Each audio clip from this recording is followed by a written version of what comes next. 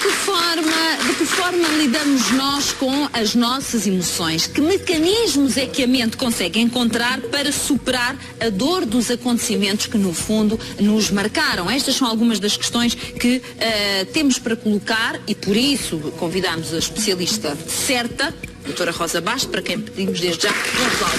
Obrigada, obrigada. Bom, Rosa, antes de mais, eu queria, no fundo, começar a traçar ou a explicar que caso é este, porque este é um caso completamente diferente de todos aqueles que aqui tivemos.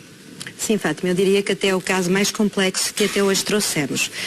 Esta perturbação, eu diria mais o síndrome, que no fundo a Emília padece, que é o síndrome de Diógenes, que é assim que se chama. Chama-se síndrome de Diógenes. Diógenes, e eu já explicarei porque é esse nome.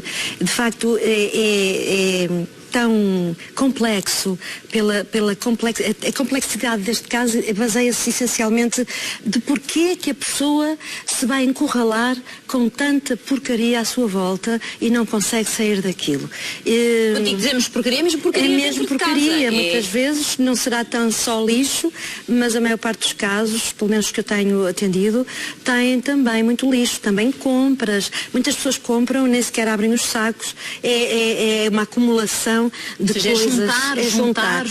Eu costumo dizer que estes casos de acumulação, ou seja, o acumulador acaba por passar por algumas situações tão desagradáveis na sua vida que foi como se o tempo lhe levasse tudo. E elas ficam tão perturbadas por aquele desvaste que precisam de recolher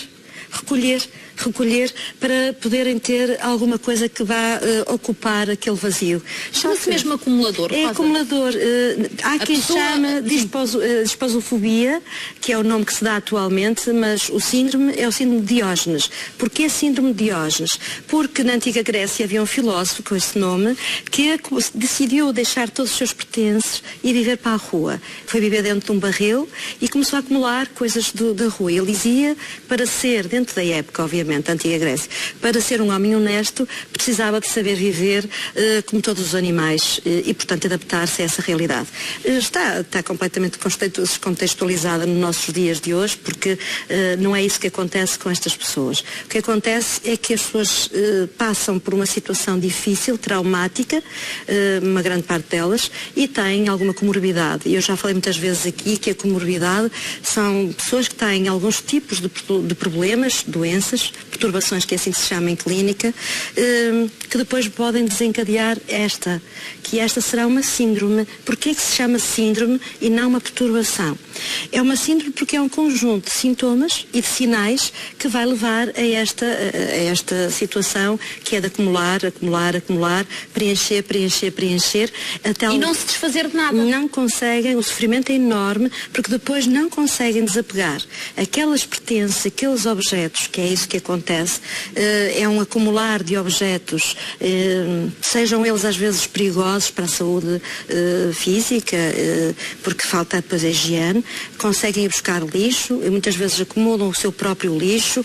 Alguns têm animais, os animais fazem xixi, fazem as necessidades todas dentro de casa, que pode trazer muitas infecções, nomeadamente bichos em casa e bactérias, que podem trazer problemas respiratórios e outras doenças, nomeadamente doenças de falta de higiene. Ou seja, a casa vira um verdadeiro armazém. Completamente. Quer dizer, não vou dizer um armazém de lixo, mas um armazém de muita coisa misturada com lixo. Também com lixo, porque depois a pessoa não sabe, perde aquela noção de como se organizar.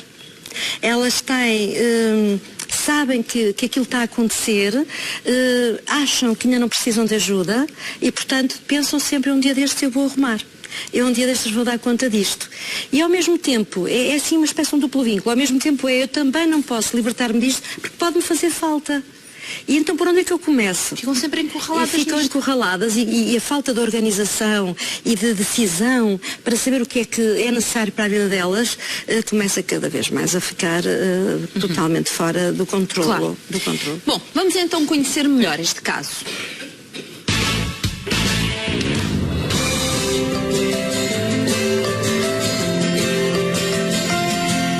Eu sou uma acumuladora e vivo nesta situação há cerca de 9, 10 anos.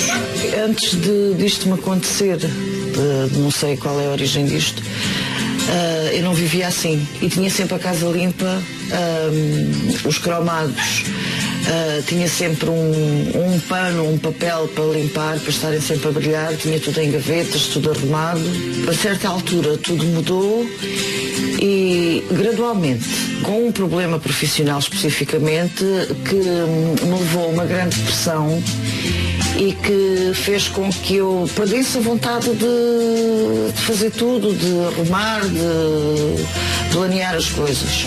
Comecei a acumular, comecei a não querer fazer as coisas, a não me apetecer. Eu queria fazer, mas não me apetecia.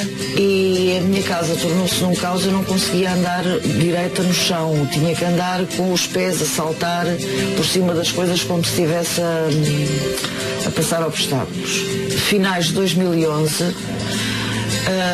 a minha mãe tinha uma doença grave, mas piorou, e eu mudei-me para a casa dela para lhe dar apoio. Ia fazendo as coisas para a minha mãe, tinha as coisas mais ou menos organizadas, tinha quase sempre tudo limpo, louça, tudo. Entretanto, a minha mãe faleceu e eu fui perdendo cada vez mais o interesse pelas coisas. Esta casa acho que ainda é um bocadinho grande. Nos quartos eu não consigo entrar, não se vêem as camas, está tudo cheio de coisas amontoadas. Eu durmo neste sofá, passo a maior parte da minha vida neste sofá. Por vezes como fora, mas quando como em casa ou como com o prato na mão, porque às vezes não tenho espaço para pôr na mesa, e quando tenho que lavar um prato, um garfo, um tacho, tenho que lavar no lavatório da casa de banho. Eu compro muitas coisas, principalmente roupa e quinquilharias, às vezes sem interesse, mas olho para elas, compro, trago, não sei onde as pôr, acumulo tudo, às vezes vou à procura das coisas, não as encontro, depois volto a comprar, às vezes compro detergentes, produtos de limpeza para limpar a casa, porque venho com aquela ideia de que vou conseguir. Chego a casa, encosto ou deixo ficar o saco com os detergentes e com os produtos de limpeza, enfio-me outra vez no sofá e passo assim o resto do dia, da noite, e as coisas espero que se arrumem por elas próprias. Sei que a minha cabeça não está bem e enquanto eu não limpar a cabeça tal como deveria limpar a casa, enquanto as coisas não estiverem arrumadas na minha cabeça, eu não vou conseguir limpar a casa. Eu quero ser ajudada, quero mesmo. Quero voltar a trazer os meus amigos a casa, quero me sentir mais positiva, mais feliz, porque eu agora posso dizer que sou feliz, mas eu acho que não sou. Eu acho que vivo na indiferença, e essa indiferença é que faz com que eu pense que estou bem, mas não estou. Tenho consciência que não estou bem. Bom, eu acho que agora com as imagens nós percebemos a gravidade do caso. Eu gostava que a Rosa nos explicasse o seguinte, porque isto fará com certeza muita confusão à cabeça de toda a gente. Como é que alguém tem consciência do problema, sabe que é um problema, até porque é uma mulher com um nível de estudos, ela sabe perfeitamente mulher formada, que o que tem é qualquer coisa de grave, mas depois não consegue sair dali. Está bloqueada, estava bloqueada, estava completamente bloqueada com o evento que lhe aconteceu, que a deixou, um evento que se sentiu muito injustiçada. Então tem a ver com qualquer coisa que aconteceu no passado. Nós quando fazemos uma terapia a este nível, nós vamos tentar perceber o fator desencadeante da ansiedade. Estas perturbações têm muito a ver com a ansiedade, pessoas que têm problemas paranoicas, algumas, não é o caso dela, depressões fortes, muito violentas, perdas significativas, que é mais aqui o caso, e portanto aqui foi mais o caso da ansiedade e alguns casos também ligados ao álcool. Este síndrome é muito comum em pessoas de muita idade. também não é o caso. A partir dos 60 e muitos para a frente, 60 e muitos não é muita idade, mas acontece com os idosos, eles a começarem a acumular, muitas vezes pela demência, começam a demenciar e depois começam a agarrar tudo. Aqui não foi nada disso, aqui, e nós sabemos que também, fazendo aqui um à parte, que acontece de muitas pessoas que se perdem com sentimentos que não conseguem resolver, ficam presas em algum evento, ficam mal resolvido e depois não conseguem dar mais um passo. Então, se elas não dão um passo para resolver aquilo, a cabeça fica também assim. Não sei para que lado me é de virar, não sei como é que é de fazer. Mas é curioso que no caso da Emília o contraste é absoluto relativamente ao que ela era antes. Ou seja, segundo se era uma mulher que até não gostava de ver dedadas em nada que fosse cromado. Portanto, ou seja, uma pessoa que tinha que ter tudo muito limpo e imaculado. E passou para o oposto. Passou para o oposto. É como se ela tivesse tão mal e tão zangada com o que aconteceu, que ficou sem ter ferramentas na época, quando aconteceu uma situação profissional, em que ela ficou muito desarmada, e aquilo foi o fator que desencadeou toda a depressão e ter ficado em casa e ter ficado muito mal. Ela continuou a trabalhar, aliás, ela sempre trabalhou, não deixou de trabalhar. Naquela altura teve que ficar em baixo. Mas isto para lhe dizer que aquela situação foi tão revoltante, ganhou tanta raiva acumulada dentro dela, que sentiu que lhe levaram tudo. Já que me levaram tudo, eu não tenho mais nada.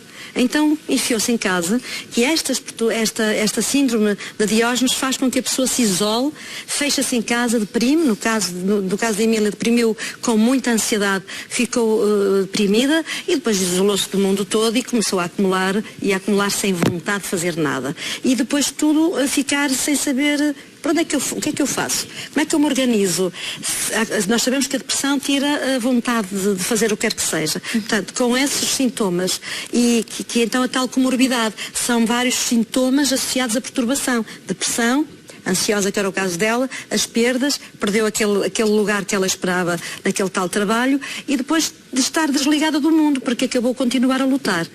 Aí, a partir desse momento, ela já não precisa de lutar mais e fica presa. E então aí começa a acumular, mas a trabalhar, depois foi trabalhar, mas sempre a acumular, a acumular, a acumular. Com a morte da mãe, a coisa piorou, obviamente, porque a mãe era o suporte. E a partir do momento que ela também perde a mãe, então agora não preciso mesmo fazer mais nada. Esta situação é comum, Rosa? Já tratou muitos casos com este problema? Não é muito comum, e nós sabemos que a população que é afetada por estas questões é de 2 a 5%, portanto são poucos os casos. Há muitas pessoas que se calhar se estão a rever nesta situação, mas não é uma perturbação com tanta gravidade. É grave, é uma situação grave, porque muita gente olha para isto e diz, mas é uma pessoa desarrumada, é porca, não limpa. Não.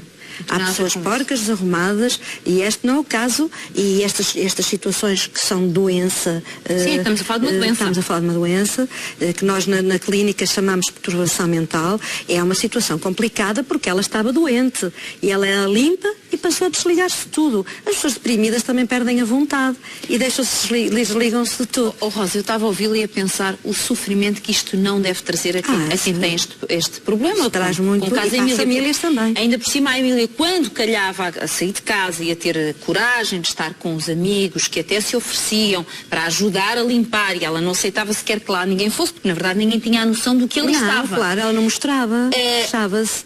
Eu imagino, porque ela tinha consciência que o cenário que ele tinha era um cenário terrível. Pois, as pessoas têm consciência, obviamente que têm consciência, se não estão a demenciar, e se não é uma questão do foro neurológico, porque às vezes pode ser também uma questão de alguma questão frontal que possa estar a afetar o paciente. Mas não é o caso. Aqui ela tinha mesmo consciência que estava com um problema. E não conseguia sair. Não consigo. Olha, Fátima, não precisamos ir tão longe quanto as outras questões do foro psicológico, que a pessoa sabe que tem, por exemplo, os casos de pânico, de muita ansiedade, sabem que tem, mas não sei como sair daqui.